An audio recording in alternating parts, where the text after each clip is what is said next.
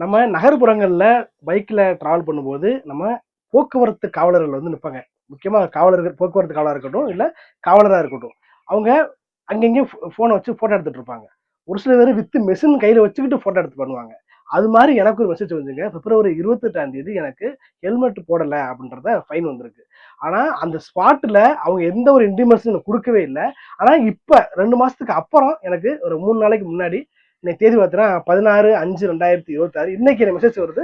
உங்க மேல ரூ. 1000 பெண்டிங் இருக்கு. அது என்னைக்குன்னு உள்ள போய் வெப்சைட்ல பார்த்தோம் அப்படின்னா 26ஆம் தேதி ஃபைன் போட்டது. எனக்கு எந்த ஒரு இன்டிமேஷனும் குடுக்கவும் இல்ல, பண்ணவும் இல்ல. ஏன் போட்டாங்க?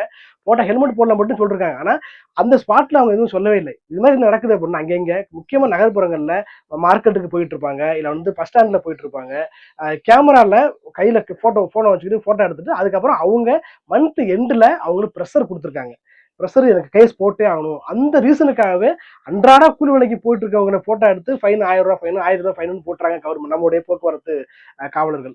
இதை வந்து முக்கியமா இப்ப ஆட்சிக்கு வந்த முதலமைச்சர் இதை வந்து ஆக்ஷன் எடுத்து முக்கியமா டிஎஸ்பியா இருக்கக்கூடிய எஸ்பி லெவலில் ஒவ்வொரு டிஸ்ட்ரிக்ட் லெவல்ல இதை வந்து இன்டிமேஷன் கொடுத்து ப்ராப்பரா அவங்கள ஃபைண்ட் அவுட் பண்ணி அந்த இடத்துல நீங்க ஹெல்மெட் போடாதனால ஒரு 1000 ஃபைன் போறேன்னு சொல்லி ஃபைன் போட்டா அவங்க ஒரு அவேரா இருப்பாங்கன்றது என்னுடைய இந்த பதிவு மூலம் சொல்ல விரும்புறேன். ஏன்னா அன்னைக்கு ஒரு 100 ரூபாய்க்கு 200 ரூபாய்க்கு கூலி வேலை பாக்குறவங்களுக்கு இது மாதிரி ஃபைன் போடுறதுனால ரொம்ப பல கஷ்டப்படுறாங்க.